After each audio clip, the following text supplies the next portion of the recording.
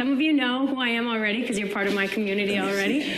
But basically, I have a business partner, me and him combined, we have 18 years of experience in real estate, different areas of real estate lending. We have Airbnbs, we've done fix and flips, novations, you name it, we've done it in the real estate investment space. And then we have a business that basically we can provide multiple solutions, and that's how I see it.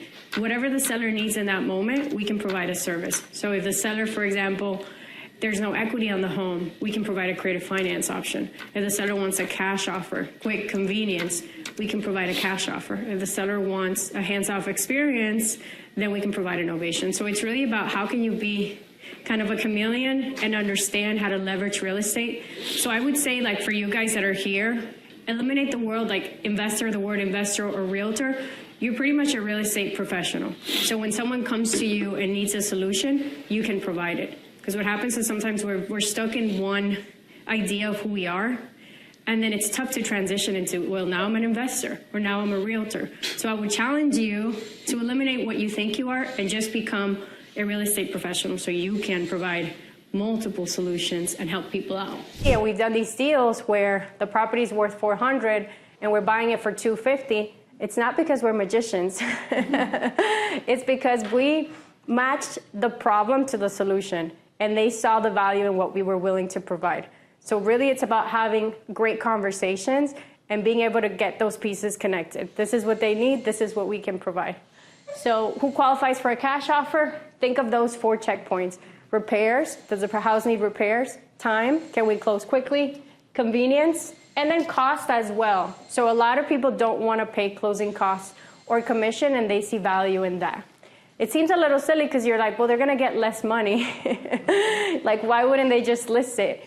Again, like, in the seller's minds, a lot of times convenience is a lot more important than seeing a long, drawn-out process and listing it for some sellers. Wholesaling. So with a cash offer, what are the different ways that you can make money? So one of them is wholesaling. So in simple terms, wholesaling is negotiating a price with a seller, usually under market value. To keep it simple, $200K. You know there's an investor that's willing to buy that deal at $250, and that investor knows he can sell it for $450. So wholesaling is like a perfect storm.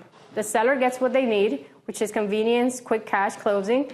The investor gets a deal that you went out, sourced, negotiated, and then they can get money and they can fix and flip it on the market. So everybody's happy. 3 people made money in this transaction. How do you make money? Through an assignment fee. So but pretty much your assignment fee is your profit. The investor's purchase price minus your contract price, that's how you make money. So 250 to 200 in this example, you would make 50,000 as an assignment. So this is one way where you can leverage cash offers. And if you guys don't have any investors, I buy deals, so you can sell me your deals, or we can structure a partnership where I can find a buyer for you guys. So even if you're thinking and creating limiting beliefs of like, I don't have any investors, or I don't know what to do, there's always people that are willing to give you the support that you need. How far are you willing to like pay for a deal? Like how much money? Depends, me personally, it depends on the deal. So I don't want you to think, you know, specifically like a number, because what I teach is there's different types of investors. Like we have a long list of investors that are buyers. Some of them, they're okay with doing 1 to 2 deals a year and making like 30K. Because they see real estate as like extra money. Like I have a full-time job and this is just extra money. That's one type of investor. Then you have investors that do it full-time. I do it full-time, so I'm a bit more aggressive on what I consider a deal because I'm rinse and repeat. I'm getting my money, reinvesting it, doing another deal. So I may be a bit more conservative. You also have your handyman that are like, hey, I'll do the work myself.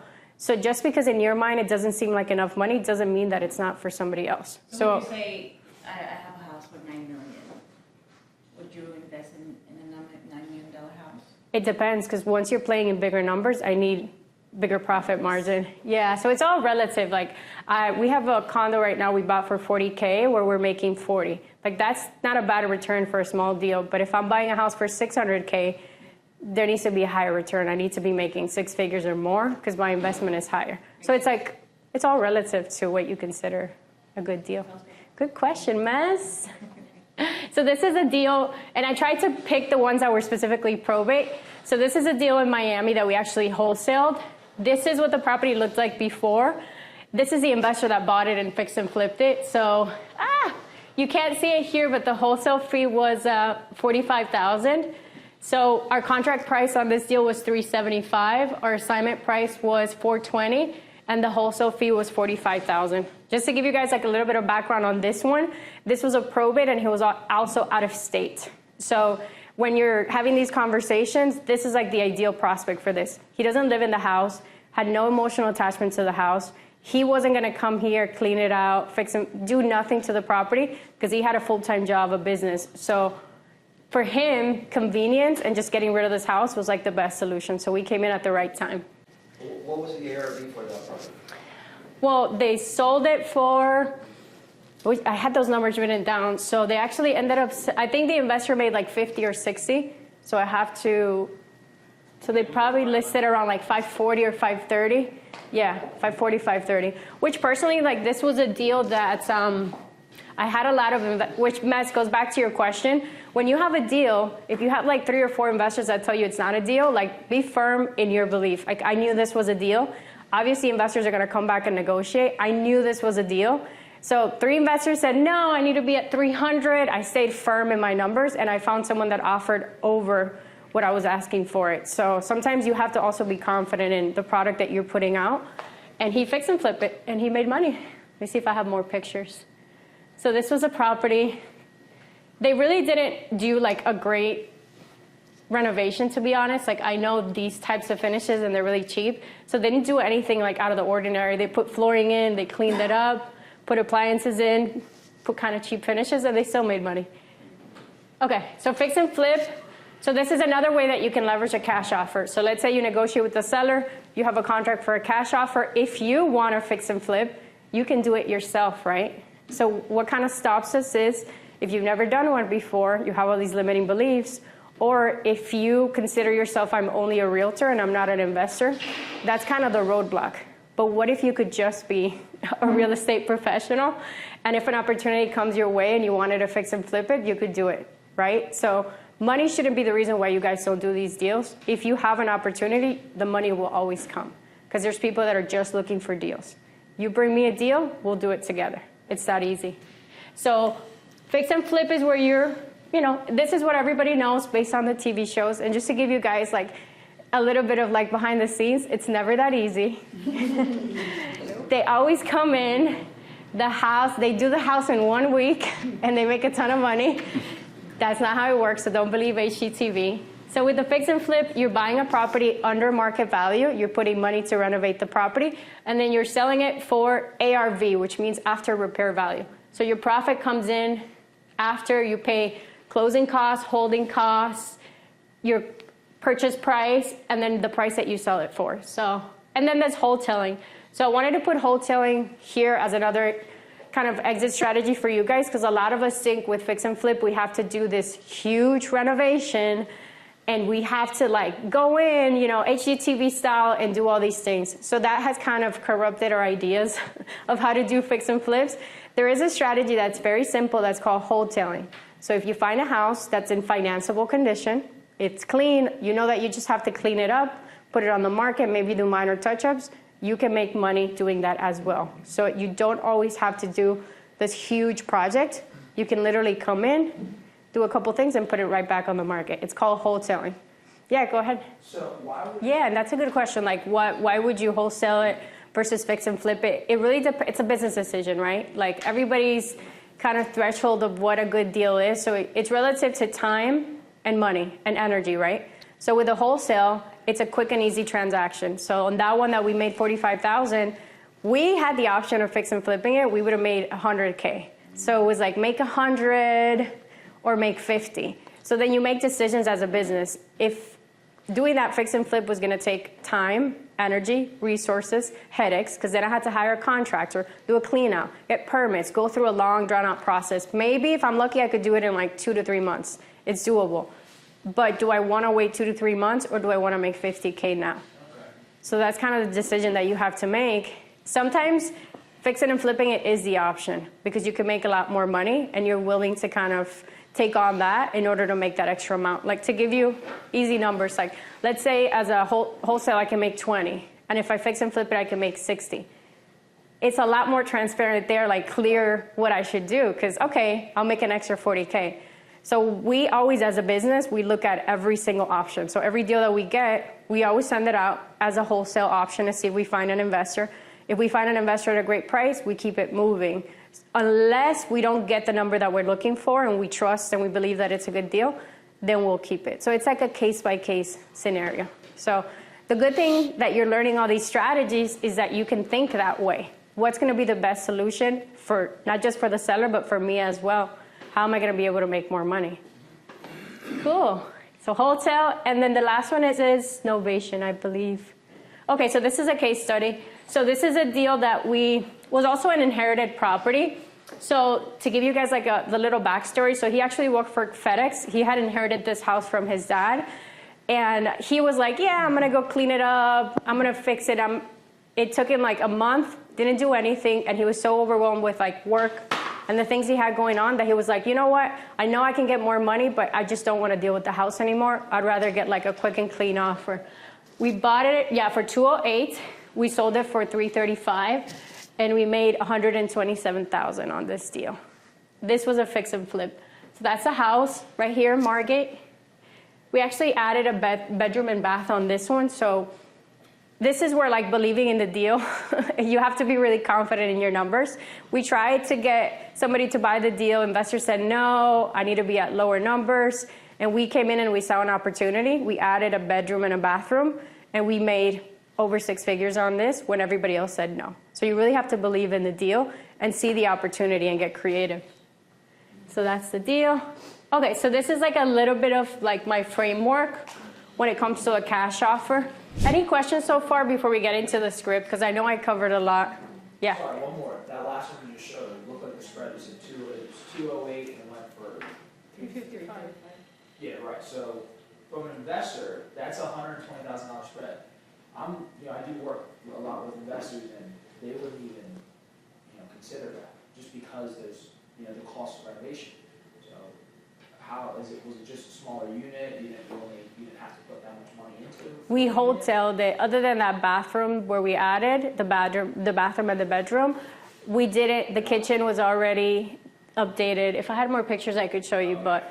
Those minor repairs, you didn't, okay. No, we didn't. I think the bathroom and that was a higher cost, but we painted it. The bathroom, they had already updated it recently. The kitchen wasn't like super new, but it was in decent shape. So we try to leave as much as we can because we want to reduce costs. So that's how we make more money on these deals. What can we leave? So we have a different mindset when we do these fix and flips. It's like, how little can I do to make it sellable? Versus sometimes where people mess up is they come in and they think it's their house and they put a ton of money into it and then you end up making zero. So you gotta be strategic with it. But yeah, cool, that's a great question. Go ahead. How did you add the bedroom and the bath? Did you use the garage or did you add a structure? There was no, it was within the same structure. So in the back, there was like a sitting area almost. Yeah, that wasn't really being used. So we saw the potential and we did the bathroom. It was already part of the structure. We didn't add anything. We just used what we had already. And that's what made the difference because a lot of the houses were 2 bedrooms and adding that like extra bedroom and bath really gave us like the advantage there. Did you do it with permits or no permits? No comment.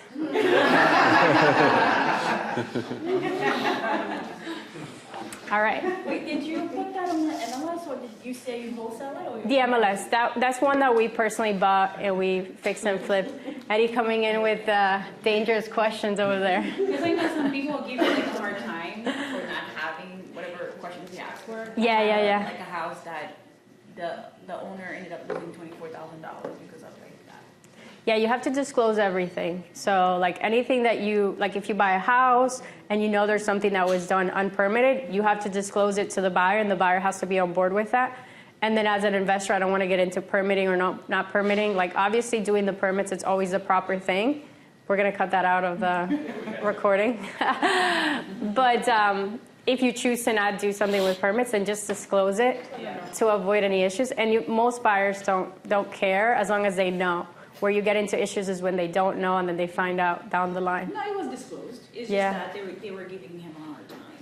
Yeah. it's their decision. So the buyer can decide, do you want it, do you not want it? If you don't want it, then that's okay, yeah. It's just going to make it hard. Welcome to real estate, girl. People making things harder than they need to be. Okay, so the cash offer workflow. So ideally, like, how do we get sellers to give us this property for a lower offer, right? Negotiation is a big part of it. So I have limited time, so I can't get into like all the different ways we negotiate, but just to give you guys some pointers, we always ask for price very early in the conversation because we want to kind of gauge where the seller's at. So the first person that gives the price loses. So you want the seller to be the one that give you the price most of the time, right? Not every time, because some people keep their cards close to their chest, but we always ask for price early on. We keep moving, we keep moving, we keep moving, and then we're gonna ask for price at least 2 or 3 more times in the conversation. So what I've found is the more you ask for price, but you have to frame it in different ways, right? So the first time we just ask price, then the second time we ask price around all the benefits that we offer. The third time we anchor price, what investors are paying in the area, and then we ask for price 1 more time. So by now I've asked you for price 4 different ways. What I'm hoping for is if I did a really great job at creating value, connecting with them, getting their pain points, and then connecting their pain points to my solution, I'm expecting the price to go down, So it's like emotional-based negotiation in a way, because this is an emotional decision. So like to give you an idea of what that sounds like, so we tell the sellers, hey, we do pay cash for these properties. We have to tie the pain point. So let me give you guys an idea. Like Eddie, since Eddie's over there. Hey, Eddie, based on the conversation that we had, you mentioned that you really don't want to deal with this property anymore. Your siblings are driving you crazy.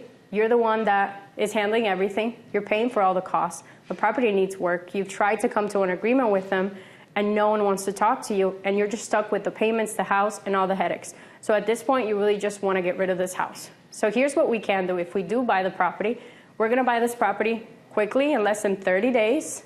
That way you don't have to deal with this headache anymore. That's one thing that we're taking off your plate. You don't have to do any repairs. It's an as-is purchase, so don't worry about dealing with your siblings or having conversations about repairs. You're not going to need to do that. And we're also going to pay all the closing costs and the commissions, so you don't have to worry about anything.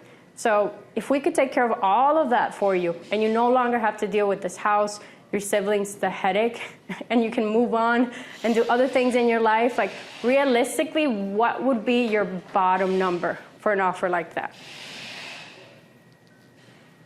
Silence. And you have to be okay with that uncomfortable silence. So what am I doing here? Psychologically, I'm bringing back the emotion. I'm getting them in that emotional state again, and then I'm presenting all the solutions that I have to offer, and then I'm anchoring and getting their lowest price. That's a different conversation than, what's the price that you want? Well, I want $500. Well, you give me, well, I'm willing to give you $250 because I'm going to fix and flip it, and I need a margin. So, okay, so $250 doesn't work. Can we do $300? You're never going to win that negotiation because it's just a back and forth. And what it's going to do is it's going to create more resistance. Because a lot of times we act like little kids. If someone tells you something, you're like, no. You want to give me $250? I want $400. So what we found is that tying in all the sales skills, connecting with them, building rapport, and then kind of bringing it all back together. What's the emotion? What's the solution? And what's their bottom number? That's like the perfect formula. So that's one way for you guys to get better at negotiating. And then the other way is we do anchor price. So even after we've asked like what their bottom number is, we have a way in which we anchor price, and we tell the seller, hey, Mr. Seller, I've appreciated our conversation, everything that you've shared. I'm not the final decision maker on this. I do have financial partners that I work with. If you're a realtor, you can say I have investor partners that I work with. So I am looking in the area just to kind of have an idea what cash buyers are buying homes like this for in the area. I'm a little bit embarrassed to share with you what I'm seeing. And then you're going to pause. Uncomfortable silence. Usually the seller's going to tell you, yes, I've seen it, I've talked to other investors, or they're going to tell you, tell me. And then you're going to give them, usually what we do is 50% of the estimate. Very, very, very, very low anchor. 50% of the estimate is usually like an incredible deal. If you get anyone to say yes to that, like, get that agreement signed right then and there. A lot of times you're going to get resistance though. And then you're negotiating off of that number versus the number that they told you at the beginning of the conversation. Whatever their number is, a lot of times isn't real. They just got it from Zillow. They don't really know. And here's the thing though, like from a realtor standpoint, to give you guys both mindsets, if they really want this estimate and it's realistic and they want the most money possible, give them that. But if they're telling you they want 500, but the house needs 100K of work, then that's not gonna work. You really can't have everything. You can't get the most money and a quick closing and no commissions and no closing costs. That's where you kind of have to realize, okay, what's the best solution and how can I align their expectations with reality?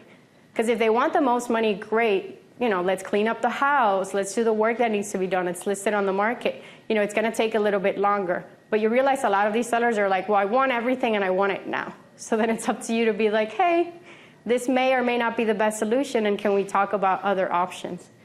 So, yeah, we're good on that one. Okay. And then novation's the last thing, and then I'll pass it on to Heath, because I love to talk. Question. Yeah. So, if the cash offer doesn't work, do you present them with putting the property on the market? Yes. Right there and then? Mm-hmm. That's a really great question. So, as a lot of you guys are realtors, so I'll give you like the realtor perspective, is you can always transition from the cash offer to a listing. It's how you set it up. So what works for me is I don't present myself as a direct buyer. I have investors and financial partners that I work with, and I'm a separate entity from the cash offer. That way when the cash offer doesn't work, I can easily pivot back to, hey, it seems like cash isn't gonna work for you. You wanna get the most money possible, Mr. Seller, correct? Yes, okay. So can I make a suggestion? Yeah, so it sounds like you want to get the most money possible. All investors are going to be around this range. That's not going to help you. But what if we could sell this house to someone that actually wants to live in the home, that's going to appreciate the home, all the things that you've done to the house? Why don't we do this? I'd love the opportunity to stop by, take a look at the home, see what's the most money you can get on the open market. And that way you've explored all the options you have available. So that's how I transition into a listing. But in order for you to do that, cash has to be out the door. Cash isn't gonna work. Let me transition into a listing. It also could work the other way around. You could be in a listing appointment and the seller tells you, I just want a cash offer. I appreciate everything that you're telling me, but I want a cash offer because I think I'll be talking to investors and I want to just get this done quickly. Hey, Mr. Seller, no worries. The good thing is that I have financial partners and investors that I work with. So if I could get you a cash offer today, is that something that you think you would be ready to move forward on? Yes? Great, so let me do this. Let me touch base with one of my investors real quick. I'll send in some pictures. I'll step back in and I'll have a cash offer ready for you. So you still have to kind of separate yourself from the offer, right? Let me do this. I have a cash buyer. I'll take some pictures. I'll send it to them. They'll do a quick analysis and they'll have an offer ready for us today. So don't leave that house without giving them either the offer or the listing or both, depending on the conversation that you've had. Does that answer your question? Yes. Good. Very much so. And then a novation, right? So a novation basically is partnering with the seller in a way. So you're replacing a contract with another contract. So what does that look like? So novation ideally is for sellers where the house is livable. It's not a house that needs full renovation. It's not a cash type of house, right?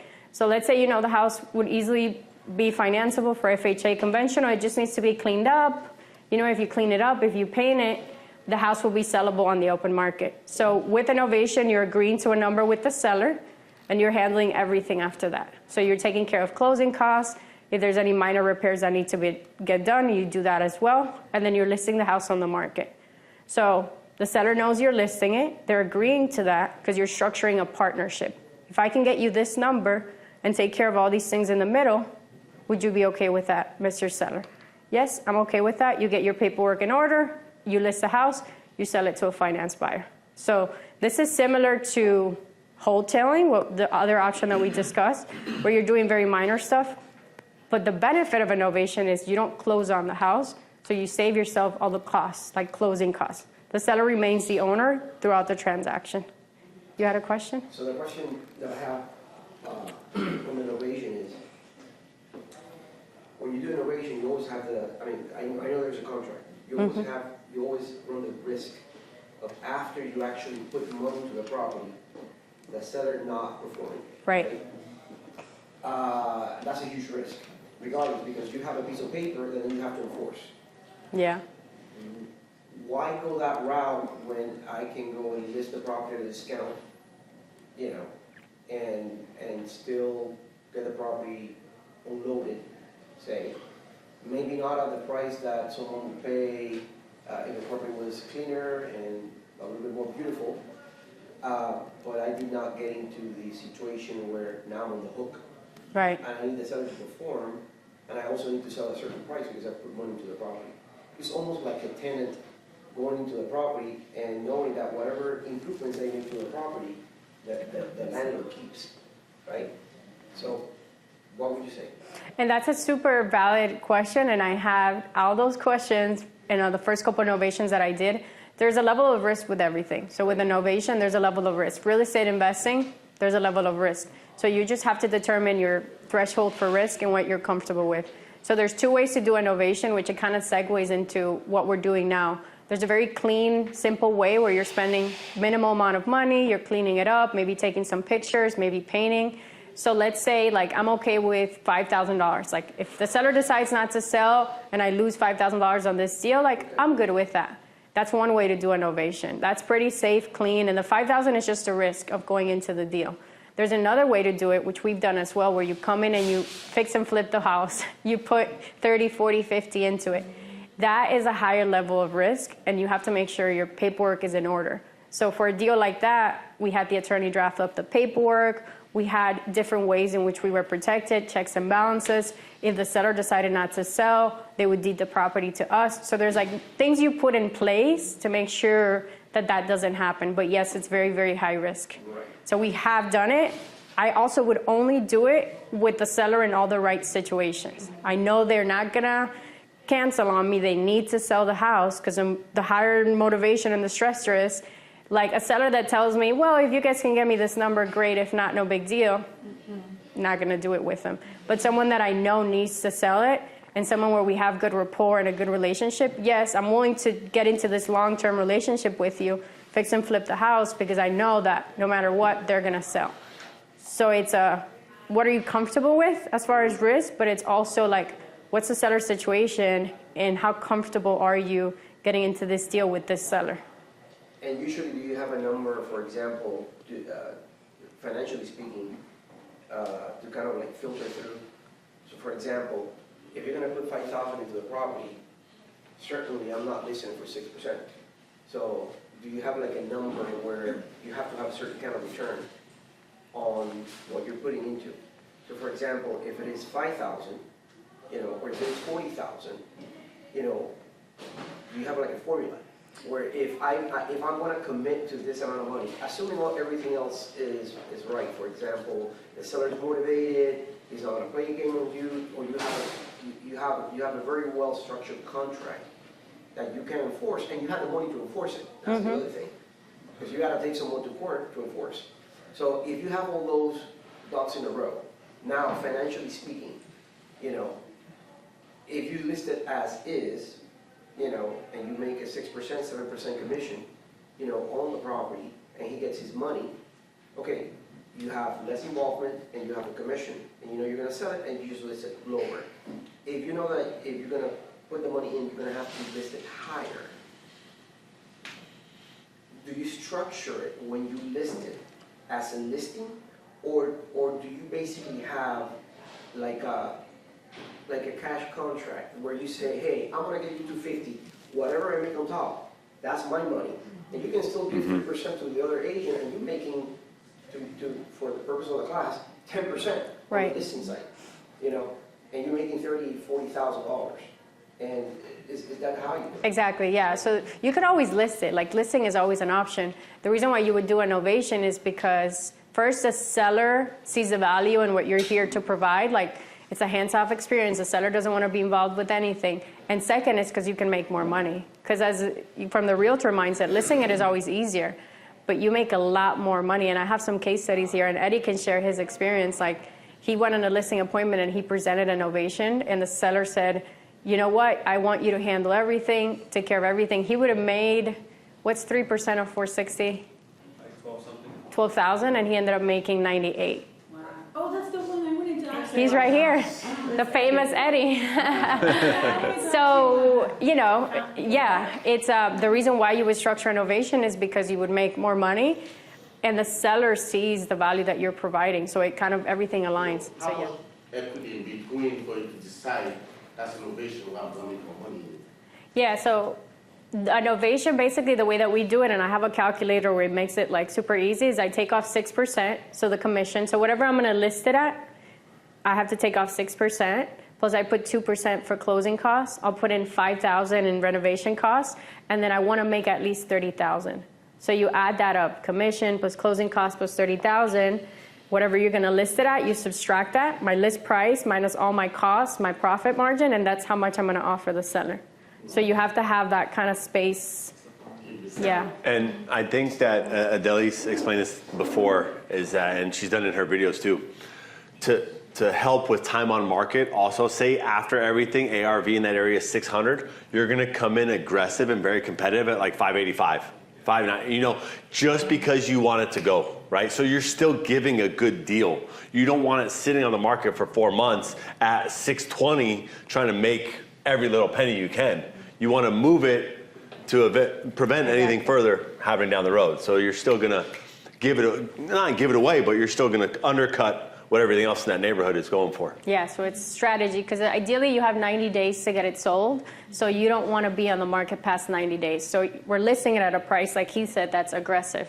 So we're moving it quickly. Question. So with the seller, how long with that contract you sign them? How long is it? 90 days usually, 90 days. yeah. No longer than that? Okay. 90 days, yeah. I mean, there's different ways to structure it. When the ones where you're going in and you're fixing and flipping, I'm getting a level of commitment from the seller. So the times that we've done it like that, minimum 6 months, because we're spending money to fix it, and then we get the option to extend it until it sells. That's how I structured it. Because if I'm putting 30K into a deal, like, we're in it for the long run. But usually these novations are like cleaner deals, 90 days, you know, within 90 days if we've sold it, that's the goal. If we haven't, then we have a conversation with the seller about doing an extension. But we can usually get them sold in under 90 days by pricing it strategically.